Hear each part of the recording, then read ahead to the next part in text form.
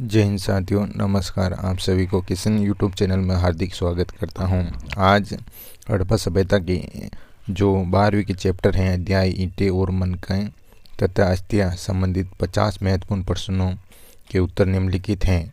हड़प्पा सभ्यता की जानकारी विस्तार से समझाइए, आप चैनल पर बने रहे। पहला प्रश्न है, हड़प्पा सभ्यता की ईंटें कैसी होती थी। हड़प्पा सभ्यता की जो ईंटें थी वो आयताकार और भट्टी में पकाई हुई 4.2:1 से थी। नेक्स्ट क्वेश्चन की ओर चलते हैं। हड़प्पा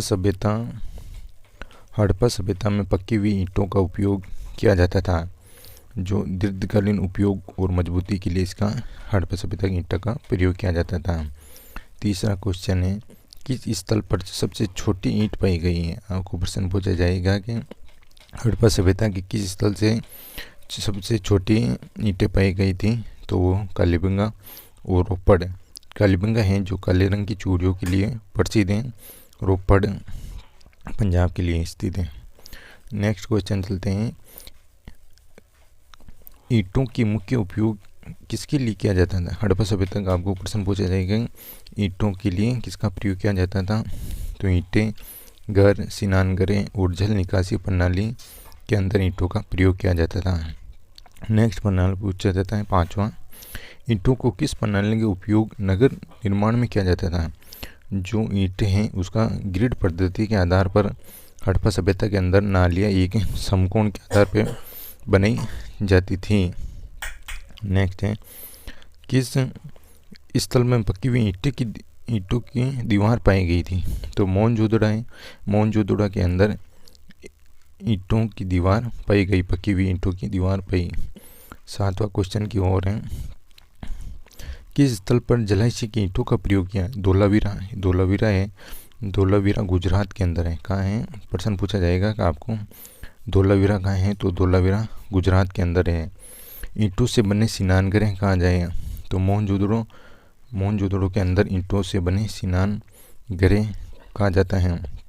नेक्स्ट क्वेश्चन चलते हैं, ईंट किस सामग्री से बनाई जाती थी। आपको प्रश्न पूछा था, ईंट किससे बनाई जाती थी। ईंटें मिट्टी और पानी से बनाई जाती थी।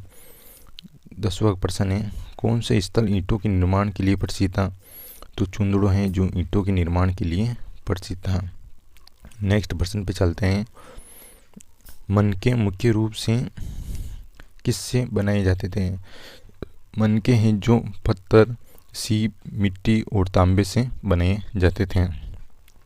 मनके बनाने की प्रमुख तकनीकी क्या थी। प्रमुख छिंदनी और पॉलिशिंग थी। नेक्स्ट क्वेश्चन चलते हैं, मनके के प्रमुख निर्माण स्थल कौन सा था, तो मनके का जो निर्माण स्थल था वो कहाँ था। मनके का निर्माण स्थल था लोथल इसका मनके का निर्माण का प्रमुख केंद्र था। 14वें प्रश्न पे चलते हैं, मनके किन रंगों में पाए जाते थे। मनके हैं जो किस रंग से थे, लाल, नीला, हरा और पीला था। 15वां प्रश्न पूछ रहे हैं, हड़प्पा सभ्यता में मनके का उपयोग किसके लिए किया जाता था। जो मनके हैं, मनके से आभूषण और व्यापार, मनके से आभूषण भी बनाए जाते थे और व्यापार भी किया जाता था। 16वां प्रश्न है, किस स्थल पर मनके निर्माण के प्रमाण मिले, तो चुंदड़ो है जहाँ मनके निर्माण के लिए प्रमाण मिले।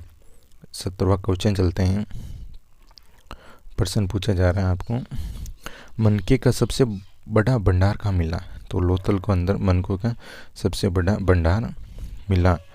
18वां प्रश्न है, मनके का व्यापार किन क्षेत्रों में होता है। मेसोपोटामिया और फारस के अंदर होता था। 19वां क्वेश्चन है, पत्थर से बने मनके किससे बनाए जाते थे, तो कोरियल और अर्ध कीमती पत्थरों से बनाए जाते थे। 20वां प्रश्न है, किस स्थल पर सोने और चांदी के मनके प्राप्त हुए, तो मोहनजोदड़ो के अंदर सोने और चांदी के मनके प्राप्त हुए।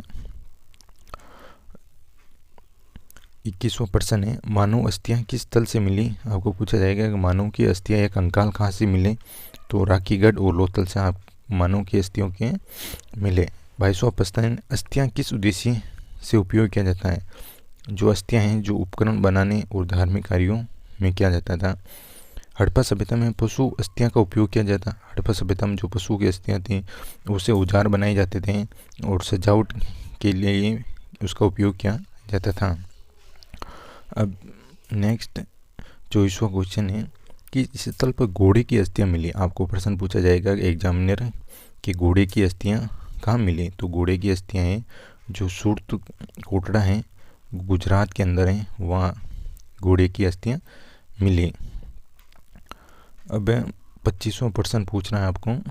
25वां प्रश्न आ रहा है मृतकों को दफनाने की प्रथा का क्या परिणाम था।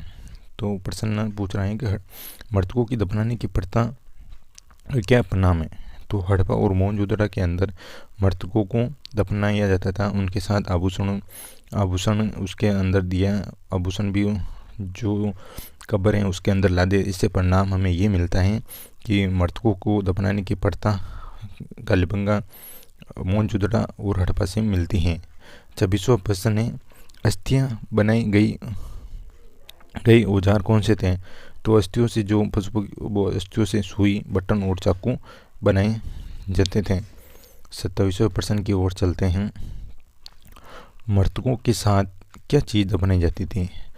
मृतक जो कब्र के अंदर मृतक हैं उनके साथ मिट्टी, बर्तन, गहने और औजार उनके साथ दफनाए जाते थे।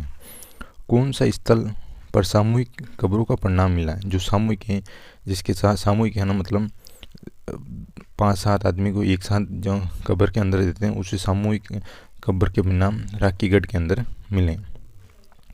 29वां प्रश्न पूछा जाता है अस्थियां से बनी चूड़ियाँ किस स्थल से मिली। अस्थियों से बनी जो चूड़ियाँ हैं वो कालीबंगा है। कालीबंगा किस लिए प्रसिद्ध है आपको पूछा जाएगा। कालीबंगा है जो काले रंग की चूड़ियों के लिए प्रसिद्ध है। कालीबंगा किस लिए प्रसिद्ध है आपके लिए। कालीबंगा काले रंग की चूड़ियों के लिए प्रसिद्ध है। 30वां प्रश्न है मृतकों को किस प्रकार दफनाया जाता था। मृतकों को है जो किस दफनाया जाता है, उत्तर से दक्षिण दिशा की ओर दफनाया जाता है। अब 31वां प्रश्न की ओर चलते हैं।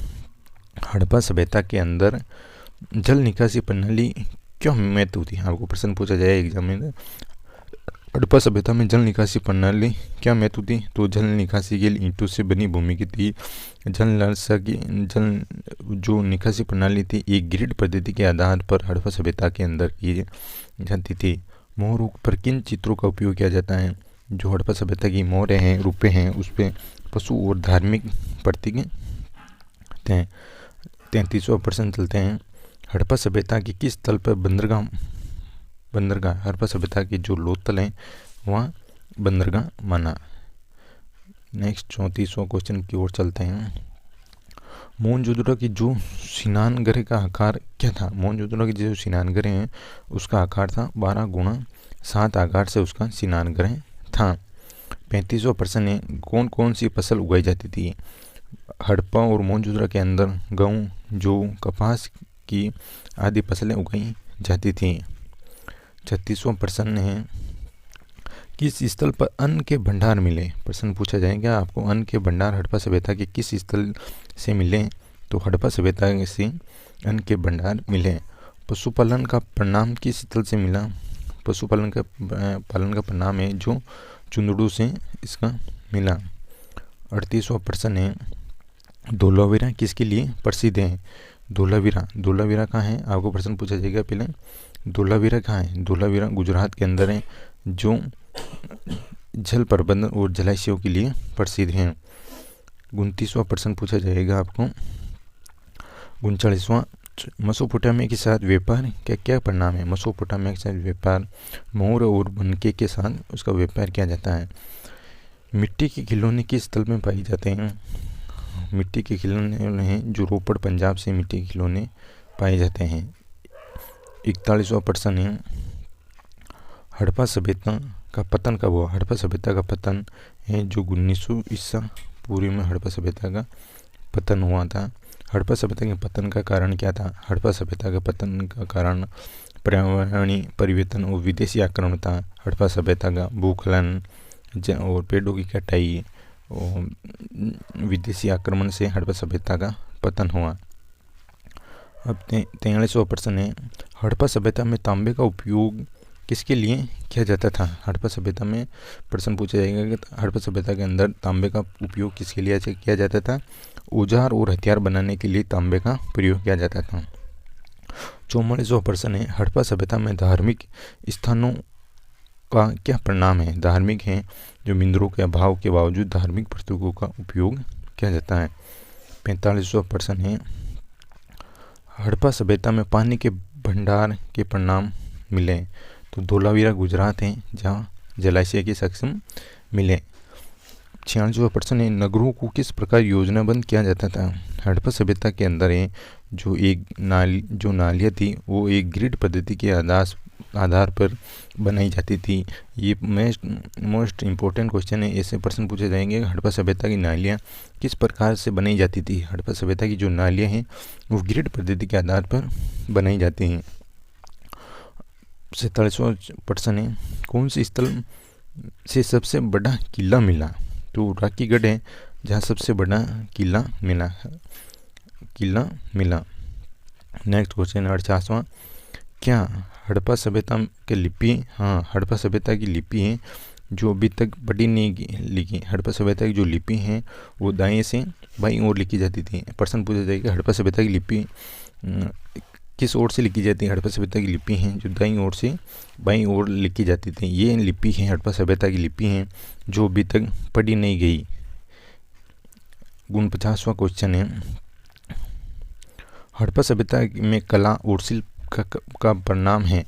हड़प्पा सभ्यता के अंदर मिट्टी की मूर्तियाँ, मनके और धातु के औजार जो शिल्प बनाने के लिए प्रसिद्ध हैं, इसका परिणाम है।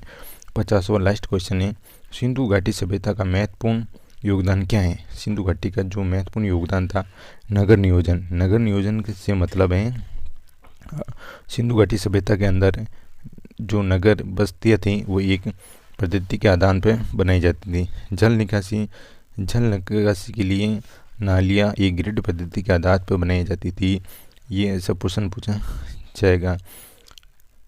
अगर ये हड़प्पा सभ्यता की 50 महत्वपूर्ण क्वेश्चन, अगर ऐसे और भी प्रश्न चाहिए तो आप मेरे यूट्यूब चैनल पर बने रहें और अपनी तैयारी करते रहें। पसंद आते हैं तो लाइक सब्सक्राइब चैनल को करें। जय हिंद, जय भारत।